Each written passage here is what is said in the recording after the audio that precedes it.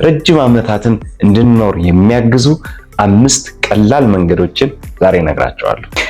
እርግጠኛ ነኝ ሁላችንም ጤነኞችና ወጣቶች እንደሆንን ረጅም ዓመታትን መሻገር እንፈልጋለን። የተፈጥሮ ጉዳይ ሆኖ እድሜን ማቆም ባይቻልም ፈጣሪ ግን እንዲህ አሳምሮ አክብሮ የሰጠንን አካልና ጤና አእምሮን ጨምሮ ወጣት እንደሆነ ጤነኛ እንደሆንን ለረጅም ዓመት ማቆየት ይቻላል። እንዴት? አንደኛ አመጋገብ ወይም ኒውትሪሽን።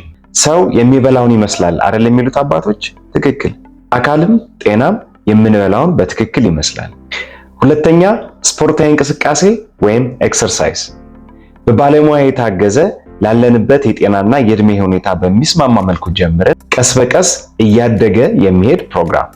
ታዲያ ጊዜያዊ ሳይሆን እንደምንበላውና እንደምንጠጣው ውሃ እድሜ ልክ አብሮ የሚቆይ ልምድ መሆኑ እንዳይረሳ። ሶስተኛ ጥራት ያለው በቂ እንቅልፍ። ጥራት ያለው እንቅልፍ እንዴት ማግኘት እንደሚቻል ከዚህ በፊት የሰራኋቸው ቪዲዮዎች ስላሉ ገብታችሁ እዩዋቸው። ጥራት ያለው እንቅልፍ በጣም የተመረጠው ሕክምና ነው። አራተኛ የብዙዎቻችን ችግር እየሆነ የመጣው ስትረስ ቁጥር 1 ገዳይ ነው። በተለይ ቀኑን ሙሉ ሰብስበን የዋልነውን ስትረስ ይዘን ወደ እንቅልፍ ዓለም ባንሄድ። አምስተኛ ከራስ ከቤተሰብ ከወዳጅና ከጓደኞች ጋር ያለ ጤነኛ ግንኙነት ወይም ሶሻል ፊትነስ።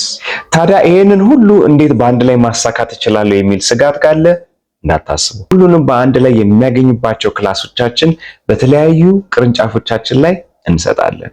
ማየት ማመን ነው። ኑና ቤተሰቡ ነው። ስልካችን ባያው ላይ ያለ፣ ይደውሉልን።